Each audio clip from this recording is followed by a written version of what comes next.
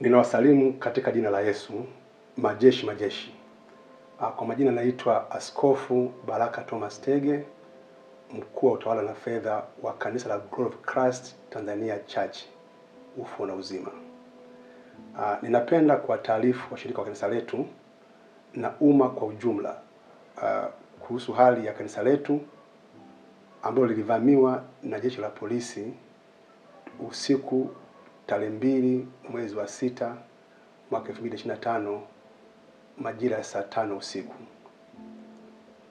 Tangu wakati huo mpaka leo majengo ya makanisa yetu yote nchi nzima pamoja na mali ambazo ziko ndani yake vimekuwa chini ya ulinzi na usimamizi wa jeshi la polisi. Mtakumbuka kuwa jeshi la polisi lilivamia ghafla kanisa letu la makao makuu ambalo liko Ubungo wakati ibada ya maombi ikiwa inaendelea. Taarifa muhimu ni kwamba hakukuwa na makabiliano rasmi kati ya uongozi wa kanisa na jeshi la polisi wakati wa tukio hilo. Watu wote wakiwemo na walinzi wetu wa kanisa waliamriwa kuondoka maeneo ya kanisani polisi walipotuvamia.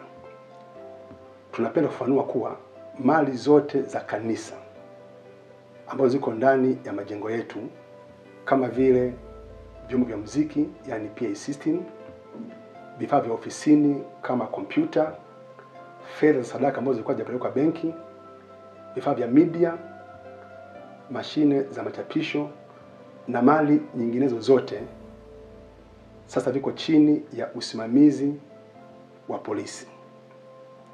Polisi walivunja kufuli zetu za mlangoni na kuweka kufuli zao.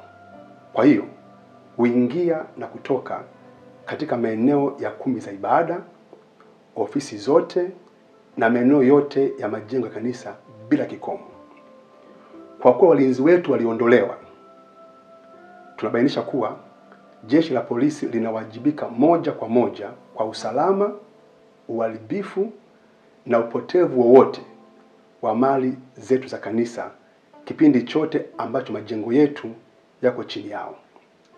Tutaendelea kuwapatia taarifa nyingine kupitia mfumo wetu rasmi ya taarifa kama ambavyo tulikuwa tukifanya. Mungu awabariki sana. Asanteni.